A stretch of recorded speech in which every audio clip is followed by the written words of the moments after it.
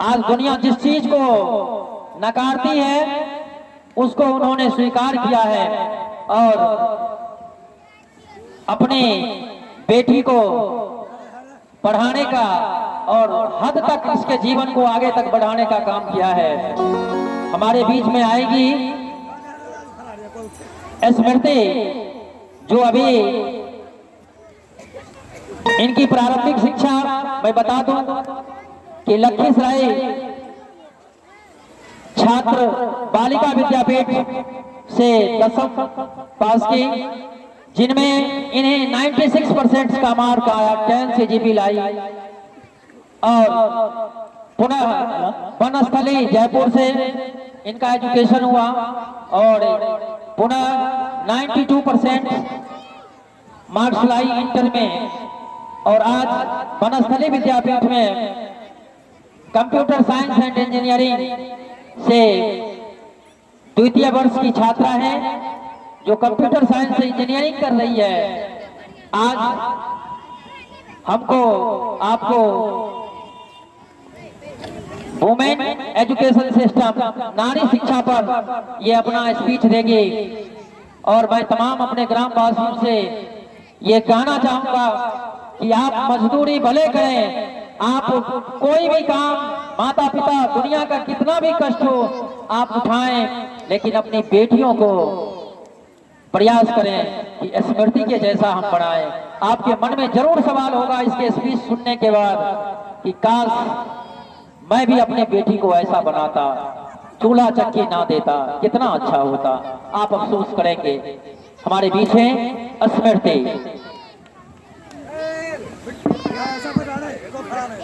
A very warm welcome to all the people present on the stage, and my warm welcome to all the people on the audience.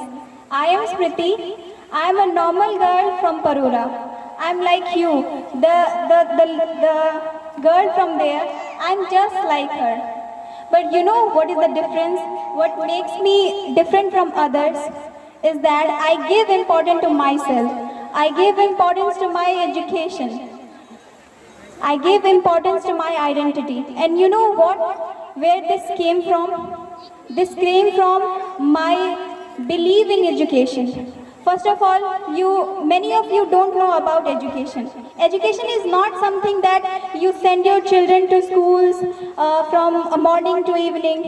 Education is not that. Education is that when you feel something, when you believe in yourself, and when you believe that you can do anything from your education, that is the main education. That is the real power. And you know what? When we talk about education, we almost forgot about women, girls. I can show you give a very best example from today, from this Ayojan. Like I have two examples. My first example belongs to, as you can see, मैं हिंदी में ही बोलती हूँ ताकि आप लोगों को ज़्यादा समझ आए। मैं दोबारा इंग्लिश में बोलूँगी, लेकिन मैं अभी हिंदी में बोलना चाहती हूँ। मैं आपको दो उदाहरण देती हूँ जिससे कि आप समझ पाए कि औरतों की शिक्षा हमारे समाज में क्या है। आप अभी के अभी ये जान पाएंगे कि औरत कितनी पानी में है और वो समाज में कैसा अपना उनका वर्चस्व है। आप जानते ही होंगे औरत को ना डिसीजन लेने में, ना किसी चीज़ में भागीदारी होती है। उनके रुपए पैसे से लेकर उनको छोटी से छोटी बात के लिए अपने पुरुषों से पूछना पड़ता है। मैं आपको दो उदाहरण बताती हूँ। यह आप लोगों के बीच का ही उदाहरण है। अभी आप देख रहे हैं मंच पे आपको कितने पुरुष दिखाई दे रहे हैं? आप गिन के बताएं जरा, मंच पे कितने पुरुष दिखाई दे रहे हैं? मैं गिनती करती हूँ। 1 2 3 4 5 6 7 8 9 10 11 12 13 14 15 16 17 18 19 पुरुष दिखाई दे रहे हैं आपको। बताइए, 19 पुरुष दिखाई दे रहे हैं मंच पर, लेकिन आपको महिला कितनी दिखाई दे रही है? सिर्फ 1। और मुझे ये बात जानकर बहुत खुशी हुई कि हमारे मंच पर कम से कम एक महिला तो है। महिला की गिनती ना होने से अच्छा है कि कोई एक महिला रहे। मैं इस बात के लिए आपको बहुत धन्यवाद देना चाहूँगी। मुझे विश्वास नहीं था कि मंच पे कोई भी औरत मिलेगी मुझे, लेकिन मुझे मंच पे एक औरत मिली। तो यही है आपकी आशा की किरण। अपने बेटियों को पढ़ाइए। आप सोचते होंगे क्या होगा पढ़ाने से, बेटियां हैं, पढ़ाया धन है, कल को शादी हो जाएगी, दूसरे घर चली जाएगी। लेकिन इस बात को समझना बहुत बहुत इम्पोर्टेंट है, बहुत महत्वपूर्ण है कि लड़कियों को पढ़ाना ज़रूरी क्यों है। अभी देखिए, और मेरा दूसरा एग्जाम्पल है, मेरा दूसरा उदाहरण है इस भीड़ में। इस भीड़ में आप जहाँ भी नज़र दौड़ाएंगे आपको लड़के ही लड़के दिखेंगे। लड़कियों की तादाद बहुत कम है, 100 में से 20। किसी भी कोचिंग संस्थान, अभी श्रवण सर के कोचिंग संस्थान में सिर्फ 20 लड़कियां पढ़ने आती हैं, 100 में से 20 लड़कियां पढ़ने आती हैं और लड़के 80% आते हैं। इसका क्या मतलब है? हमारे समाज में लड़कियों की शिक्षा पर ध्यान नहीं दिया जाता। और लड़कियों को पढ़ाना क्यों महत्वपूर्ण है? हम क्यों लड़कियों पे इतना फोकस करते हैं? बेटी बचाओ, बेटी पढ़ाओ, क्यों बेटी को ही बचाना जरूरी है? क्यों आपने जिस वक्त ये नारा लगा दिया कि बेटी बचाओ बेटी पढ़ाओ, उस वक्त आपने एक डिफरेंस क्रिएट कर दिया कि नहीं, बेटी तो मूर्ख है, उसको पढ़ाने की जरूरत नहीं है। आप उसके बजाय दूसरा नारा लगाए कि हमारी बेटी सक्षम है, बहुत कुछ कर सकती हैं। ये बचाओ और पढ़ाओ की भावना नहीं होनी चाहिए, तो स्वतः आनी चाहिए हमारे अंदर। ये तो हमारे स्वभाव में होना चाहिए कि बेटियां पढ़े। जैसे आप अपने बच्चों को भेजते हैं, स्कूल भेजते हैं, विद्यालय भेजते हैं, और अगर आपके बच्चे, लड़के बच्चे, उन्होंने इच्छा जताई कि उनको आगे की पढ़ाई करनी है, तो उनको पढ़ाई करने का अवसर दिया जाता है। लेकिन अगर एक लड़की बोले कि पापा मुझे पढ़ना है, हम भी पढ़ना चाहते हैं, हमरो पढ़े के मन करे छे, तो उसको ऐसा करने का अवसर नहीं दिया जाता। क्या करेगी? पढ़ लिख के जाओ, शादी ब्याह होगा, दूसरे घर जाओ। लेकिन नहीं, अगर आपकी वो बेटी इच्छा जता रही है, सबसे पहली बात तो बहुत कम को ही इच्छा होती है, चाहे वो लड़के हो या लड़कियां, बहुत कम को इच्छा होती है कि वो आगे की पढ़ाई करे। बहुत लोग तो ये समझ ही नहीं पाते कि पढ़ाई की ज़रूरत क्या है।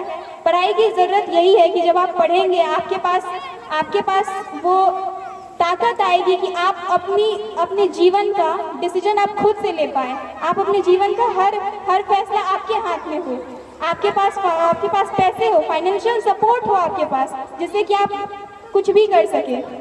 कुछ भी करने का ये मतलब नहीं कि कुछ गलत कर सके, समाज को आगे ले जा सके, आप अपना डिसीजन खुद ले सके।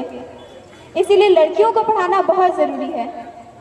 हम अक्सर ये बोला करते हैं कि लड़कियां गोल्ड मेडल लेके आए, मीराबाई चानू ने सिल्वर लाया तो पूरा देश गदगद हो गया, लेकिन किसी ने भी ये नहीं पूछा कि उसकी तैयारी कैसी हुई, किस कष्ट में उसकी तैयारी हुई, या समाज वालों ने उसका साथ दिया भी या नहीं दिया। हम हमेशा ये एक्सपेक्ट करते हैं कि लड़कियां अच्छा करें, लेकिन कब अच्छा करेंगी? आपने तो अवसर दिया ही नहीं। तो मेरा ये भाषण आज उन लोगों के लिए है जो इस भीड़ में इस आस के साथ आए हैं कि हम कुछ सीख के जाएंगे। उन लोगों के लिए आप सीखे, आप लड़कियों को पढ़ाए, देखें आपकी लड़की कितना आसमान छूती है, तब आपका छाती गर्व से ऊंचा होगा। मैंने जब क्लास 10th में अच्छे परसेंट लाए थे, मेरे पापा ने पूरे आंगन में मिठाई बांटी थी। मैं अचंभित हो गई कि मिठाई बांटने की जरूरत क्यों आ पड़ी। मेरे घर में मेरे भैया ने भी तो 10th में अच्छे रिजल्ट लाए थे, तब तो किसी ने मिठाई नहीं बांटी, मेरे रिजल्ट पे क्यों मिठाई बांटी। मुझे फर्क समझ में आया कि लड़कियों का कुछ अलग करना बहुत बड़ी बात होती है। इसलिए आप में वो ताकत है। आप उन सभी लड़की जो मेरे भाषण से कुछ सीख पा रही हैं कि पढ़ना क्यों इम्पोर्टेंट है, क्यों महत्वपूर्ण है, तो आप समझ पा रही होंगी कि एक लड़कियों का एक समाज में अच्छा करना कितनी बड़ी बात होती है। लड़के तो अच्छा करते ही, उन्हें तो जन्म से अधिकार होता है कि वो अच्छा करे, लेकिन लड़कियों के पास ये चांस बहुत कम होता है। अगर आप चाहते हैं कि मीराबाई चानू, विनेश फोगाट, मनिका पटेल जैसी बहुत सारी लड़कियां अगर ओलंपिक्स में गोल्ड लाए, तो उन्हें पढ़ने के साथ साथ खेलने का भी मौका दे। अगर वो खेलना चाहती है तो उन्हें खेलने दे, उसके खेल को बिगड़ना ना बोले कि लड़की बिगड़ रही है। उसको ऐसा संदेश मत दे कि वो बिगड़ रही है। खेलने से क्या होगा? खेलने से कुछ क्या होगा? खेलने से आप गोल्ड मेडल ला सकती हैं, अपने देश का नाम ऊंचा कर सकती हैं। तो सिर्फ पढ़ाई की बात नहीं करूंगी मैं। अगर लड़कियों को वो ताकत देनी है तो उन्हें हर चीज करने का मौका दे, वो करना चाहती हैं। आपका बेटा बाहर जाकर कोई भी नौकरी कर सकता है, वो इंडस्ट्री में काम कर सकता है, वो खाना पका सकता है, कुछ भी कर सकता है, लेकिन अगर वही चीज लड़कियां करें तो उस पर सवाल उठता है। आप मुझे बताइए, घर में अगर एक पुरुष खाना बनाए तो ये किसी को बर्दाश्त होता है क्या?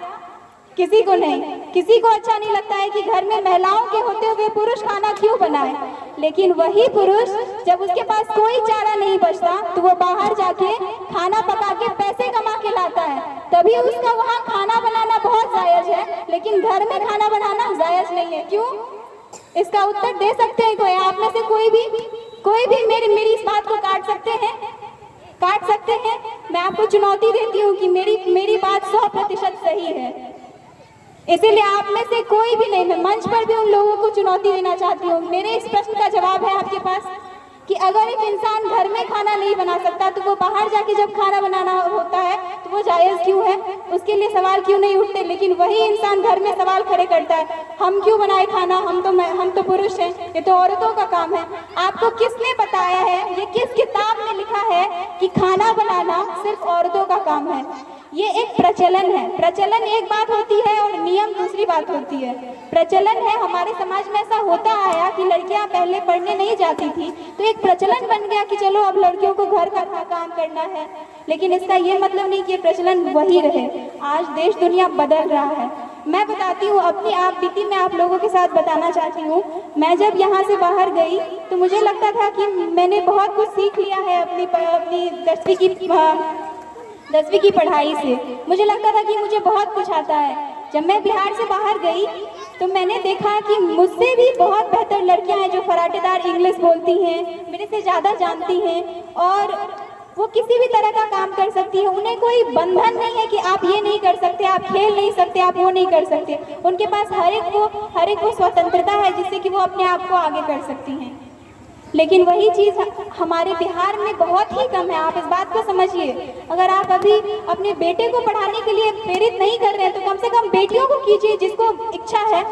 घर में ऐसे बहुत बच्चे होते हैं, बहुत ऐसे लड़के होते हैं जिन्हें पढ़ने की इच्छा नहीं होती, उसके कंपैरिजन में घर की बेटियों के पढ़ने की इच्छा होती है। तो आप उन्हें वो मौका दें। अगर आपके लड़के बच्चे ऐसा नहीं करना चाहते हैं तो आप लड़कियों को ऐसा मौका तो देखे। आप डरते किस बात से हैं? डरते इस बात से कि मेरा पैसा चला जाएगा। आपका पैसा तो ऐसे भी जाएगा, लेकिन अगर उसी पैसे से उस बच्ची ने कुछ पढ़ लिया, कुछ कर लिया तो सोचिए, पैसे की बात तो दूर, लोग आपको सलाम ठोकेंगे। इसीलिए लड़कियों को पढ़ाइए, उसे आगे बढ़ने का मौका दीजिए। बस उसको घर के चूल्हे चौके तक मत झोंक के रखिए। और मैं आप कुछ टीचर्स डे के बारे में बोल लेना चाहती हूँ। मुझे लग नहीं रहा है मेरी भीड़ से कि वो कुछ मेरे बातों को समझ पाए हैं। आप मुझे इशारा दीजिए कि मेरी बात आपको अच्छी लगी। मेरी बात अच्छी लगी आप लोगों को? आप मौका देंगे लड़कियों को पढ़ने का? अच्छा, आप जो हाथ उठा रहे हैं अंकल, आपकी कितनी बेटियां हैं? एक बेटियां। आप उन्हें पढ़ाते हैं? शादी हो गई उनकी? अच्छा। और आप भीड़ में से कोई एक जन ने खड़े होकर ये बताए कि जिन्होंने अपने बच्चों को मौका दिया है पढ़ने का या कुछ भी करने का जो वो करना चाहती हैं, कोई एक जने भी जिन्होंने मौका दिया हो? आपने दिया है? उनको माइक जरा पास कीजिए।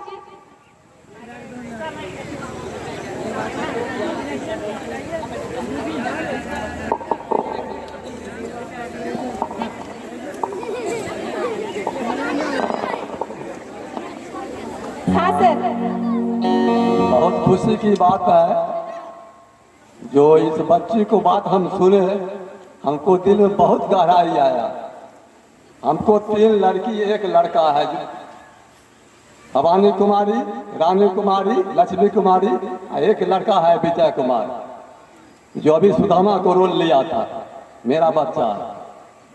और भवानी कुमारी को हम BA ऑनर्स कराए, रानी कुमारी को भी BA ऑनर्स करा दिए हैं और वो अपना काम में लगे हुए हैं, कंप्यूटर सीख रहे हैं और कहीं नौकरी के तलाश। कंप्यूटर कौन सीख रहे हैं? कंप्यूटर कौन कंप्यूटर सीख रहे हैं? कंप्यूटर ब्लॉक में हुआ था। लड़की सीख रही है जी। इनके लिए ताली बजाइए आप लोग। इन्होंने उदाहरण बना दिया, आपके सामने इतिहास बन गया। इन्होंने अपनी बच्ची को कंप्यूटर की पढ़ाई दी। मैं भी कंप्यूटर की पढ़ाई कर रही हूँ काका, हम भी कंप्यूटर की पढ़ाई कर रहे हैं। मुझे खुशी हुई जानकर कि आपने लड़कियों को मौका दिया। ऐसे ही अगर और भी कोई जन है जिन्होंने अपनी बच्चियों को मौका दिया है पढ़ने का या कुछ भी करने का, या कोई ऐसा भाई है जिसने अपनी बहन को ये बोला हो कि तुमको जो इच्छा हो तुम वो करो, किसी ने? इस भीड़ में आप देख लीजिए, इस पूरी भीड़ में सिर्फ एक इंसान है जिन्होंने अपनी बच्ची को पढ़ने का मौका दिया, और यहाँ कितने सारे ऐसे लोग हैं जिन्होंने मौका नहीं दिया। तो आप देख रहे हैं फर्क कहाँ से बनता है, फर्क उनका कहाँ से बनता है। फर्क आप जैसे लोगों से नहीं बनता जो भीड़ इकट्ठा करते हैं बस ये जानने के लिए कि भीड़ में क्या चल रहा है, मंच पे क्या चल रहा है। अगर आपको कुछ अच्छा करना है, आपको इस मंच पे आना है तो आपको अच्छा करना होगा। और अब मैं अपनी स्पीच को आगे बढ़ाना चाहूँगी टीचर्स डे के बारे में बोल के। As you know, teacher is a very important part of our society.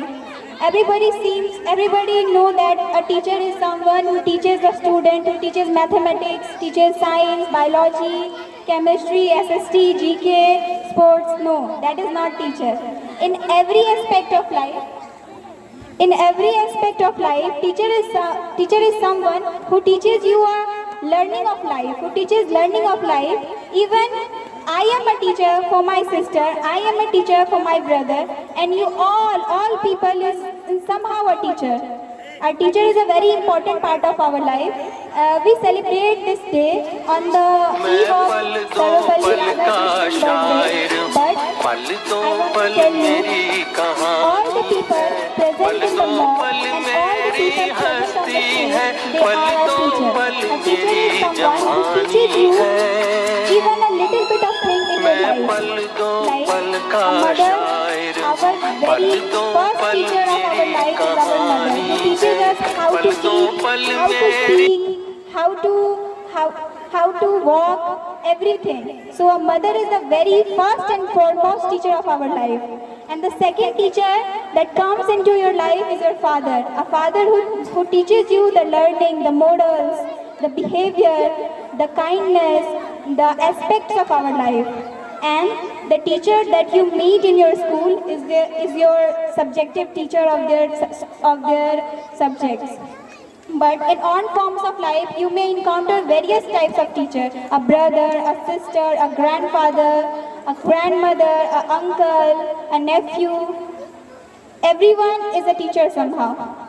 एक बहुत अच्छी सी लाइन है हमारे उसमें, हमारे गीता में है शायद, गुरु गोविंद दऊ खरे काके लागू पाए, गुरु गोविंद दऊ खरे काके लागू पाए, बलिहारी गुरु आपने गोविंद दियो बताए।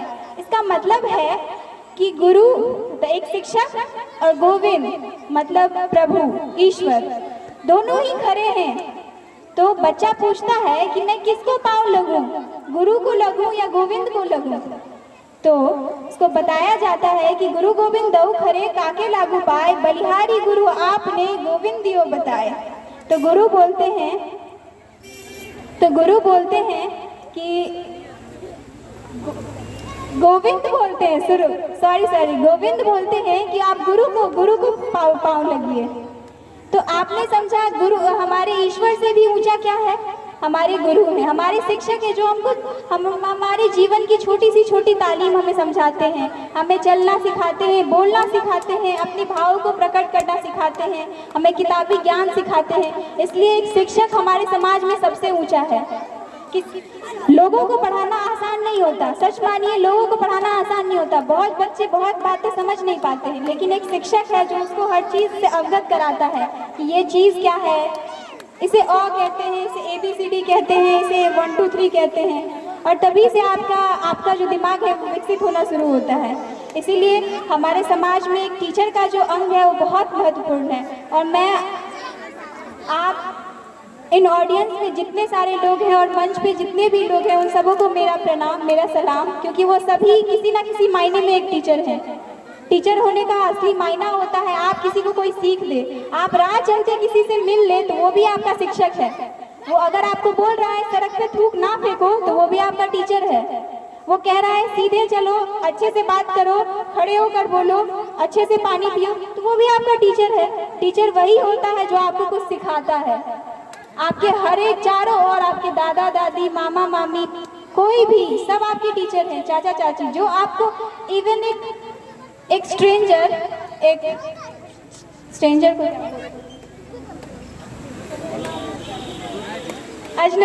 कोई अजनबी भी आपका शिक्षक हो सकता है। तो इसीलिए जहाँ भी जाइए कुछ नया सीखने का प्रयास कीजिए। अपने घर में ही है खाली समय मिले तो कुछ पढ़ने का प्रयास कीजिए, कुछ अच्छी अच्छी बातें सीखने का प्रयास कीजिए। आजकल मैं देख रही थी जब यहाँ पे सुदामा का वो चल रहा था, कार्यक्रम चल रहा था, तो सभी के हाथों में फ़ोन था। मैं पूछना चाहूँगी, आपने इतने पैसे खर्च किए अपना फ़ोन खरीदने में, आपने कभी सोचा कि इतने पैसे अपने बाल बच्चों की पढ़ाई पे लगा देते हैं? सोचा किसी ने? सोचा होगा, बहुत लोगों ने सोचा होगा, बहुत लोगों ने नहीं सोचा होगा क्या ही होगा पढ़ा लिखा के, चलो फ़ोन ही खरीद लेते हैं। लेकिन अगर आपने फ़ोन खरीदा है तो आप बच्चों को फ़ोन दें, उन्हें बोले कि कुछ नया सीखो इसमें। आजकल के लोग ऐसा सोचते हैं फ़ोन चलाना बिगड़ना होता है, लेकिन ऐसा नहीं है। कई बार हम बिगड़ जाते हैं अगर अच्छी शिक्षा नहीं हो, फ़ोन में गलत सलत देखने लग जाते हैं, अपना समय वेस्ट करने लग जाते हैं। अगर आपको अच्छी शिक्षा है तो आप फ़ोन से भी बहुत कुछ सीख सकते हैं। आपके घर में बच्ची है, उसको इच्छा है कि अगर वो कुछ खेल में रुचि रखती है, कुछ सीखना चाहती है, कोई क्राफ्ट वो सीखना चाहती है, तो आप उसको फ़ोन दें, बोले आप सीखो इससे। तो इस तरीके से आप एक अलग कर पाएंगे अपने समाज में। उन काका ने कितनी अच्छी बात करी, उन्होंने कंप्यूटर की पढ़ाई अपनी बच्ची को करवा रही है। आप यकीन मानिए पूरे बिहार में आपको बहुत ही कम कंप्यूटर के स्टूडेंट्स मिलेंगे। मैं जिस स्कूल से पढ़ी हूँ, मुझे शर्म आती है ये बोल के, लेकिन उस स्कूल में भी कंप्यूटर की पढ़ाई अच्छी नहीं थी। मैं जब बिहार से बाहर गई तो मुझे आश्चर्य हुआ कि मैं अपनी 11वीं कक्षा में पहली बार कंप्यूटर पढ़ रही थी, और मुझे बहुत अजीब सा लगा कि मैं सबसे अलग दिख रही हूँ, जिसे कुछ नहीं आता कंप्यूटर के बारे में। बस यही कि कंप्यूटर कैसे खोलते हैं, उसमें कैसे पेंटिंग की जाती है और कैसे गाना सुनते हैं, इसके अलावा मुझे कंप्यूटर का कोई ज्ञान नहीं था। लेकिन ये सौभाग्य की बात है कि मैं ऐसे जगह पे गई, ऐसे संस्थान में गई जहाँ कंप्यूटर को तवज्जो दिया जाता है। बाकी सब्जेक्ट से जैसे मैथमेटिक्स, साइंस, बायोलॉजी, एसएसटी, इन सब सब्जेक्ट से कंपैरिजन किया जाता है, उसको भी एक मेजर सब्जेक्ट बनाया जाता है। आप बिहार से जब बाहर जाएंगे तो आपको लगेगा कि कंप्यूटर कितनी बड़ी दुनिया है, उससे कितना कुछ सीखा जा सकता है। आज एक आईएएस बनना, डॉक्टर बनना, इंजीनियर बनना, यही बहुत बड़ी बात नहीं है। आप बहुत कुछ अच्छा कर सकते हैं, एक डांसर बन के, एक स्पोर्ट्स पर्सन बन करके, इवन एक नाटक मंडली को चला करके। अगर ये छोटी नाटक मंडली ये बड़ा रूप धारण कर ले तो ये सोचिए कहाँ कहाँ अपने कार्यक्रम करवा सकती है। इंडिया में कितने स्टेट्स हैं? 28 स्टेट्स हैं। 28 स्टेट्स में घूम घूम करके ये कृष्ण लीला हो सकती है, उससे कितने पैसे आ सकते हैं। अगर आप में थोड़ी सी भी टैलेंट हो तो उसको जाया मत होने दे, क्योंकि ये आपका वक्त है। अगर आप अभी नहीं करेंगे तो बाद में आपको बहुत ही पछतावा होगा कि क्यों हमने ये समय जाने दिया। और पछतावे से बड़ा कुछ नहीं होता। पछतावा सबसे ज़्यादा बुरा तभी लगता है जब आपको पछतावा होता है, जब आप पछताते हैं कि काश ये कर लिया होता, काश मेरे पास तभी, काश वो समय वापस आ जाता। इसीलिए अभी आपके पास समय है, आप जो करना चाहते हैं लड़के एवं लड़कियां वो करें, इसी वक्त करें। और इसी सब बात से मैं अपने वाणी को विराम दूंगी, और मैं इच्छा रखूंगी कि आप मेरी बात से कुछ सीख पाए, अपने बच्चियों को, अपने बच्चे को मौका दे, उन्हें प्रेरित करें कि जीवन में कुछ करो, इस वक्त को जाया ना करो। और सबसे इम्पोर्टेंट, लड़के तो कुछ ना कुछ कर ही लेते हैं क्योंकि उन्हें घर चलाना है, उन्हें शादी करनी है, बच्चे करने हैं, तो वो कुछ ना कुछ करेंगे अपनी ज़िंदगी में। लेकिन लड़कियों को ये अवसर बहुत कम मिलता है। इसीलिए अपने आप को एक बोझ समझने के अलावा अपने आप को एक चुनौती समझे और कुछ बदलने का प्रयास करें, कुछ हवा की दिशा बदले, कुछ नया सीखे, हर पल कुछ नया सीखने की कोशिश करें। तभी आप समाज में कुछ अच्छा कर पाएंगे। समाज में अच्छा क्या, आप अपने लिए कुछ अच्छा कर पाएंगे, अपने माता पिता के लिए कुछ अच्छा कर पाएंगे। और जब आपके माता पिता का दिल खुश होगा, उससे बड़ी खुशी और कुछ नहीं हो सकती। अगर आपने अपने माँ बाप को खुश कर दिया, समझ लिया आपने ये पूरी दुनिया जीत ली। धन्यवाद।